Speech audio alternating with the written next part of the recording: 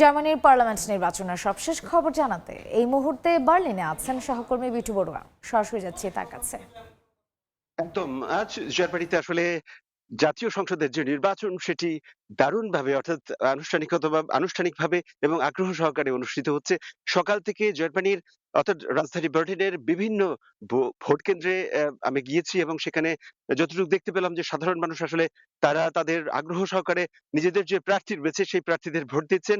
জার্মানিতে প্রায় ৫৯.২ billion voter রয়েছে এবং তারা আজকে সারাদিনভর অর্থাৎ সকাল ৮টা থেকে সন্ধ্যা ৬টা পর্যন্ত তাদের নিজেদের যে ভোট সেটি তারা দিতে পারবেন কিংবা সম্পন্ন করতে পারবেন। একই সাথে বলা যায় যে এখানে ২৯ টা যে রাজনৈতিক দল রয়েছে সেখান থেকে সিডিইউ এবং সিএসইউ অর্থাৎ ক্রিশ্চিয়ান ডেমোক্রেটিক ইউনিয়ন এবং এসপিডি তাদের এই ২ দলের মধ্য থেকে আসলে যেকোনো একজনকে বেছে নেয়ার যে ব্যাপারটি সেটা আমরা সকাল থেকে দেখতে পেয়েছি।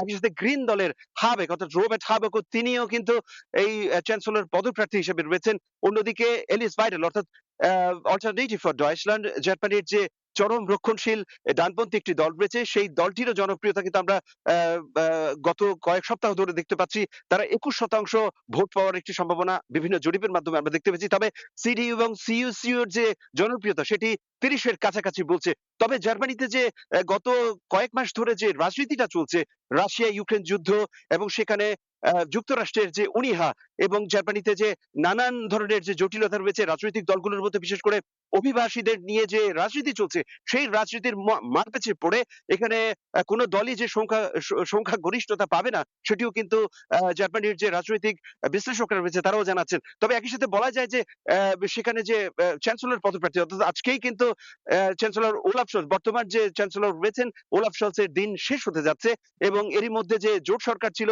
গ্রিন এবং এসপিডি অর্থাৎ সোশ্যাল ডেমোক্রেটিক পার্টি এই জোটও শেষ হয়ে যাচ্ছে। সেই সাথে কিন্তু আগামীকাল আমরা জানতে পারবো আসলে কে হতে যাচ্ছেন নতুন চ্যান্সেলর। তার আগে আজকে যে সন্ধ্যা ৬টা পর্যন্ত যে ভোট গ্রহণ চলবে সেখানে নানান ধরনের অর্থাৎ বিভিন্ন বয়সের মানুষ বিশেষ করে যারা ১৮ বছর পার করেছেন তারা কিন্তু ভোটের মাধ্যমে নতুন চ্যান্সেলর আজকে নির্বাচন করার জন্য এগিয়ে যাচ্ছেন এবং আমরা জানতে পেরেছি যে সকাল থেকে জার্মান যে প্রেসিডেন্ট রয়েছে ফ্রাঙ্ক ভাল্টার স্টাইনমাইয়ার তিনি কিন্তু ভোটদানের মাধ্যমে যে ভোট কেন্দ্র উদ্বোধন করা কিংবা ভোট কেন্দ্র খোলার ব্যাপারটা তিনি সেটি করেছেন। আজকে সকালেও কিন্তু আনন্দের একটি বিষয় সেটি হচ্ছে শেষবারের মতো অর্থাৎ চ্যান্সেলর পদ ছাড়ার শেষবারের মতো সকাল 8:30টায় কিন্তু জার্মান চ্যান্সেলর বর্তমান চ্যান্সেলর ওলাফ শলৎস তিনি সকালে শরীরচর্চায় অংশগ্রহণ করেছেন এবং বলা যাচ্ছে যে তিনি আসলে নির্ভার রয়েছেন এবং আশা করছেন আজকে শেষ পর্যন্ত গিয়ে তিনি চ্যান্সেলর পদটি তার যে পদ সেটি কিন্তু আপনি ধরে রাখবেন।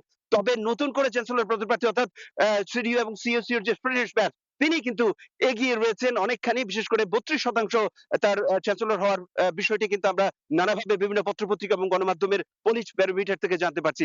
তো আজকে যে আনুষ্ঠানিকভাবে ভোট কেন্দ্র গুলো খোলা হয়েছে এবং সেখানে যে সাধারণ মানুষ ভোট দিচ্ছেন তার ছিল জার্মানি থেকে সর্বশেষ। জার্মানির পার্লামেন্ট নির্বাচনের সবশেষ খবর জানতে সরাসরি ছিলাম বার্লিনে।